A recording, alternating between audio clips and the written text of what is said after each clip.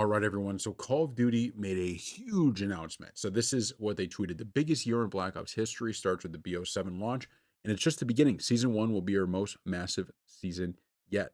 18 multiplayer maps and 2 zombie experiences on November 14th. Nuketown 2025 is coming on November 20th. 7 multiplayer maps in Season 1, 3 zombie maps in Season 1, and even more to be announced. So we already know the playable at launch. Okay, so I'll read because they give us one of those what's it called, little like graphics that they tell us. So this is the maps we're getting at launch: Blackheart, Colossus, Den, Cortex, Exposure, Express, Flagship, Hijacked, Homestead, Imprint, Mission Tide, Mission Edge, Paranoia, Raid, Retrieval, Scar, The Forge, and Toshin. The 2 zombie maps are Ashes of the Dead and Vandor Farm. On the season 1, we get Nuketown 2025, which is a playable map on November 20th. Fate, Utopia, Odysseus, Standoff, Meltdown, and Yake. And then they say, and more. So there's even more than that. And for zombies, you got Astra Malorum, Exit 115, and Zara Cosmodrome. Okay, those are 2 zombies or 3 zombie maps. So look, let's be clear about what this is, because this comes out right after um this comes right after the big announcements from Battlefield, right, about their season 1 stuff. We are back in that. You go back to Modern Warfare 2, Call of Duty 4. I'm not saying these games are on that level, but this type of kind of competitiveness, right? This type of like, we have to outdo the other side. So please, Battlefield, keep it up. Please, Treyarch, Activate, everybody, right?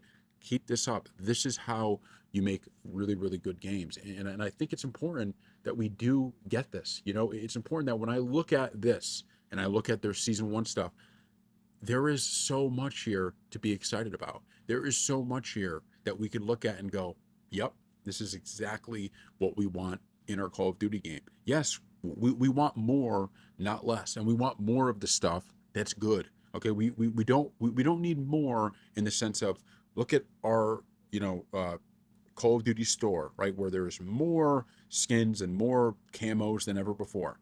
Don't want that. What do we want? We want more maps of the good maps. We want more zombie maps that are fun to play. And I kind of like, and we don't know this for sure yet, but I do like the idea of having multiple stages of zombie maps, meaning having the big zombie maps that are kind of telling a story, and also having these smaller zombie maps like the ones we played in the beta, like, and then maybe you combine them all into one for another one. Like, I like that idea. So you get everybody kind of gets a little bit of the experience they want. You feel like doing something long and drawn out, you play those. You feel like something playing smaller, you do those. That's super cool. So I'm excited about this. I think this is, so far, Black Ops 7, it started at a negative 1,000, right, in terms of people's excitement.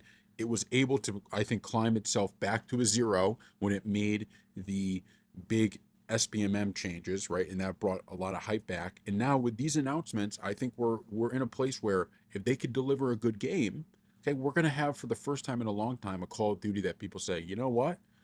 This was pretty good, right? This was pretty good. It's not going to be Modern Warfare 2. It's not going to be Call of Duty 4, but it's going to be fun and playable. And then the next one, that's where maybe we get back to, okay, Call of Duty is starting to really find itself again. But they got to do that, and we're nowhere near that yet. But this is a good start. And yes, we want the competition. I'm not one of those people who actually thinks Battlefield and Call of Duty can't both coexist in terms of being successful, because I do think there is a separate player base for both. I think there are Call of Duty people that will like to play Battlefield, and Battlefield fans that will like to play Call of Duty, but I do think there is a distinct, they're distinct games. They're not as close necessarily as some may think, but that doesn't mean they're still not in some form of competition. And this competition could drive both to be really, really great. And if they do that, it's going to be a great time to be, a gamer. And feels like when it comes to these online multiplayer games, these type of games, we haven't felt this way in some time. So, I'm going to take the good news with uh with a big smile on my face, but there's still a long way to go. So, thank you all for watching.